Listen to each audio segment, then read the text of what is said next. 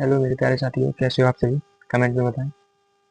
तो आपने पिछली कक्षा में, जैसा कि हमने आपको पढ़ाया था, दिमाएं कैसे निकालते हैं, क्या मात्रक होते हैं उनके, कैसे करके जो भी मैंने आपको प्रोसेस बताया था वो आपने सीखा या नहीं सीखा, कमेंट में बताएं। और आज हम पढ़ाने वाले हैं वैद्युत आवेश का संरक्षण किसे कहते हैं, क्या होता है ये, और मूल आवेश क्या होते हैं। ये सब मैं आपको इस वीडियो में आपको डिटेल में पढ़ाऊंगा, किससे प्रदर्शित करते हैं मूल आवेश को। तो बने रहिए पूरी वीडियो में आगे तक। तो हेडिंग डालते हैं वैद्युत आवेश का संरक्षण। वैद्युत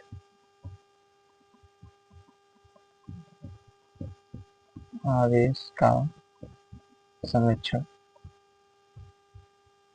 क्या होता है? वैद्युत आवेश का संरक्षण, वैद्युत आवेश का संरक्षण होता है, वैद्युत आवेश को ना तो उत्पन्न किया जा सकता है और ना ही इसे नष्ट किया जा सकता है। समझ लो, वैद्युत आवेश को ना ही उत्पन्न किया जा सकता है और ना ही इसे नष्ट किया जाता है, बस एक रूप से दूसरे रूप में परिवर्तित किया जा सकता है, केवल और केवल। वैद्युत आवेश को ना ही उत्पन्न कर सकते हैं हम, ना ही इसे नष्ट कर सकते हैं, केवल एक रूप से दूसरे रूप में परिवर्तित कर सकते हैं। तो लिख लो, किसी वैद्युत आवेश को, या ऐसे लिख लो, वैद्युत आवेश को ना ही उत्पन्न किया जा सकता है और ना ही इसे नष्ट कर सकते हैं। वैद्युत आवेश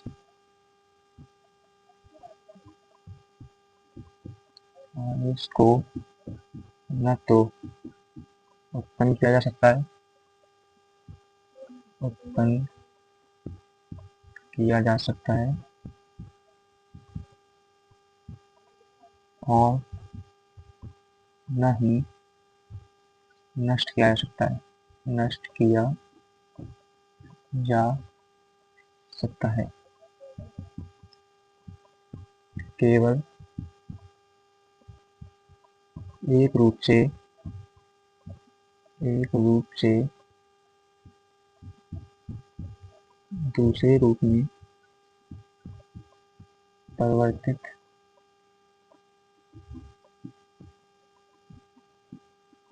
परिवर्तित किया जा सकता है।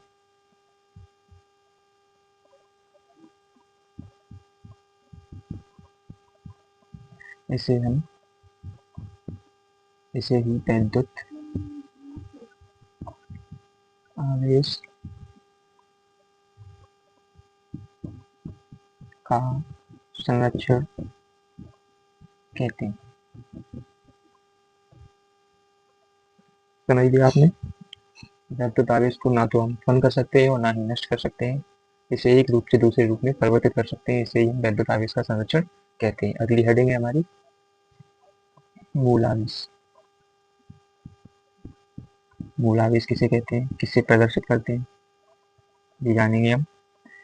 तो किसी आवेशित वस्तु पर या छोटे से छोटा आवेश, किसी आवेशित, माना ये एक आवेशित वस्तु है, इस पर छोटे से छोटा आवेश उपस्थित है जिसे हम विभाजित नहीं कर सकते हैं।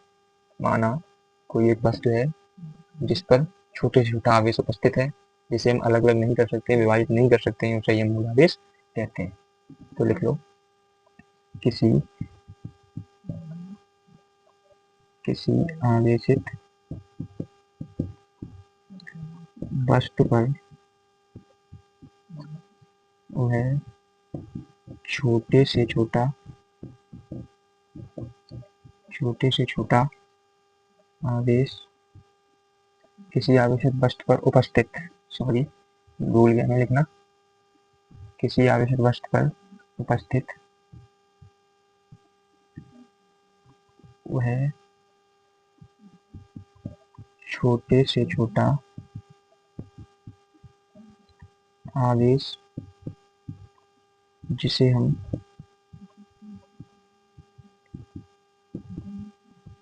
विभाजित नहीं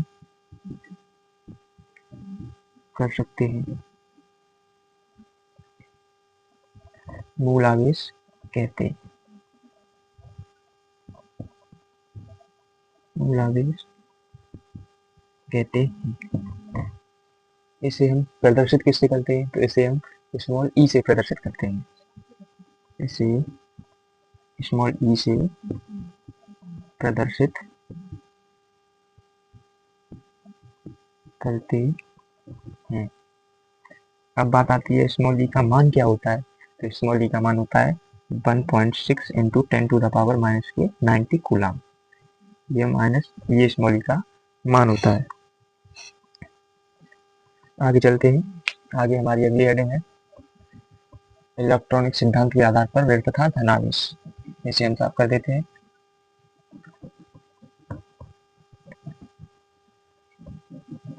अगली हेडिंग है इलेक्ट्रॉनिक सिद्धांत के आधार पर इलेक्ट्रॉनिक सिद्धांत के आधार पर वेग तथा धनावेश। ये हेडिंग है हमारी इलेक्ट्रॉनिक सिद्धांत के आधार पर वेग तथा धनावेश। तो कैसे क्या होता है जब किसी आवेशित वस्तु पर माना कोई एक आवेशित वस्तु ये है, जब किसी आवेशित वस्तु पर या वस्तु से इलेक्ट्रॉन निकलता है, माना ये कोई वस्तु आवेशित वस्तु है, जब इससे इलेक्ट्रॉन निकलेगा बाहर, किसी आवेशित वस्तु से जब इलेक्ट्रॉन बाहर निकलता है तो वह वस्तु धन आवेशित हो जाती है। इस वस्तु पर धनावेश आ जाता है, आसान भाषा में। और जब किसी आवेशित वस्तु से इलेक्ट्रॉन जुड़ता है तो वह वस्तु ऋण आवेशित हो जाती है। समझ लो, जब किसी आवेशित वस्तु से इलेक्ट्रॉन बाहर निकलता है तो वह वस्तु धनावेशित हो जाती है, जब किसी आवेशित वस्तु से इलेक्ट्रॉन जुड़ता है तो वह वस्तु ऋण आवेशित हो जाती है। यही हमारा इलेक्ट्रॉनिक सिद्धांत पर आधारित ऋण तथा धनावेश है। तो हम लिख लो इसे कैसे लिखेंगे, इसे लिखेंगे हम जब किसी आवेशित वस्तु से इलेक्ट्रॉन बाहर निकलता है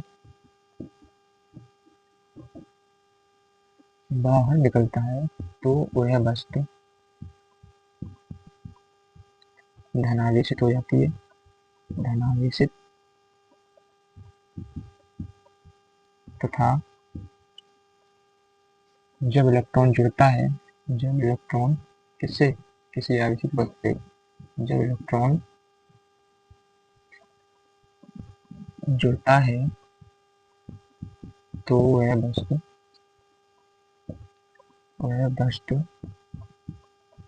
ऋण आवेशित हो जाती है, ऋण आवेशित हो जाती है। इसलिए हम इलेक्ट्रॉनिक सिद्धांत के आधार पर ऋण तथा धनावेश कहते हैं। अगली हेडिंग है हमारी कूलाम का नियम।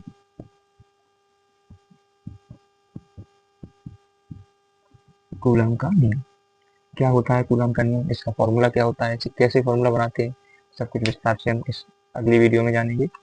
आज के लिए इतना ही। अगर आपको समझ में आया हो, वीडियो अच्छी लगी हो तो लाइक और सब्सक्राइब और शेयर करें। धन्यवाद।